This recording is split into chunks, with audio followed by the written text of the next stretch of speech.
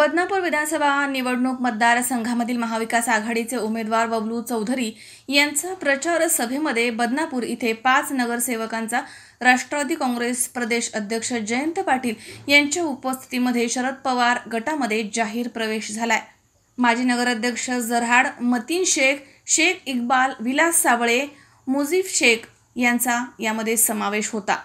बेकारांना 4000 रुपये भत्ता दरमहा देण्याचा निर्णय देखील आम्ही महाविकास आघाडीच्या पंचसूत्रीमध्ये घेऊन जाहीर केलेला आहे। हे सगळ्या पंचसूत्री आणि जाहीरनामा प्रकाशित करताना राहुल गांधीजी, उद्धव ठाकरे साहेब आणि शरद पवार साहेब यांनी एकत्रित विचार करून निर्णय घेऊन महाराष्ट्राच्या हितासाठी काही ठाम भूमिका घेतलेली आहे। आमचा जाहीरनामा वाचल्यानंतर तुम्हा सगळ्यांच्या लक्षात येईल की प्रचंड मोठ्या प्रमाणामध्ये महाराष्ट्रातल्या सामान्य माणसाला स्पर्श करणारा आमचा जाहीरनामा सामान्य शेतकरी असेल, शेतमजूर असेल, नागरिक, वस्तीत राहणारा, शहरात राहणारा नागरिक असेल, त्याला दिलासा देणारं काम हे आमच्या जाहीरनाम्याच्या माध्यमातून आम्ही करू इच्छितो। आज आपल्या सर्वांना माझी विनंती आहे की तुम्ही महागाईने त्रस्त झालेला, दिवाळी किती महाग गेली मी वेगळं सांगायची गरज नाही।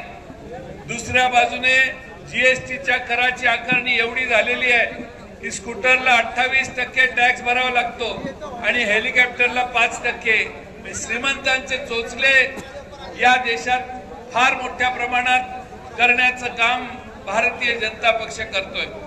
माझी तुम्हा सगळ्यांना विनंती आहे की महाराष्ट्रामधला भ्रष्टाचार किती आहे ते सांगून मी तुमचा वेळ घेत नाही। जालन्यापासून नांदेडकडे जाणारा रस्ता याचं टेंडर 11,000 कोटीला काढलं आणि दिलं 15,000 कोटीला।